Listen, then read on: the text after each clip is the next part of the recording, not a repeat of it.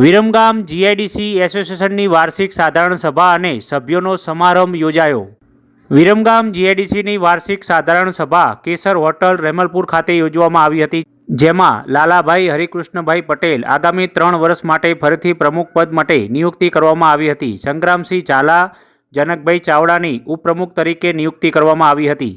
કેસર hotel ખાતે યોજવામાં આવેલા સમારંભમાં જીઆઈડીસીના ઉદ્યોગકાર હરિવંશભાઈ શુક્લ, લાયન્સ ક્લબના ડિરેક્ટર ચેરમેન તરીકે નિમણૂક થવા બદલ, શ્રી રેજીભાઈના દીકરાનું રૂબિનને ટેસ્લા કંપનીમાં સારી એવી જોબ કરવા બદલ, કપૂરભાઈ દીકરા તીર્થ પટેલનું સદસ્ય બનવા બદલ સન્માન કરવામાં આવ્યું હતું। સ્થાનિક વોર્ડ નંબર 9ના સદસ્ય રણજીતસિંહ ડોડિયા, નિલેશ મીર સહિત મહાનુભાવો ઉપસ્થિત રહ્યા હતા। ભૂતપૂર્વ પ્રમુખ મનસુખભાઈ પટેલ, ભૂતપૂર્વ ઉપપ્રમુખ છેલભાઈ મોરી તેમજ ભૂતપૂર્વ સ્ટેન્ડિંગ કમિટી ચેરમેન અમિતભાઈ પટેલનું સન્માન કરવામાં આવ્યું હતું। ધારાસભ્ય હાર્દિક પટેલ દ્વારા સ્થાનિક પ્રાસંગિક ઉદ્બોધન કરીને ઉદ્યોગકારોને જુસ્સો વધારવામાં આવ્યો હતો। ઔદ્યોગિક વિકાસ માટે દરેક પ્રકારના સાથ સહકારની ખાતરી આપવામાં આવી હતી। આશરે 200થી વધુ સભ્યો રાષ્ટ્રગીતનું સામૂહિક ગાન કરવામાં આવ્યું હતું।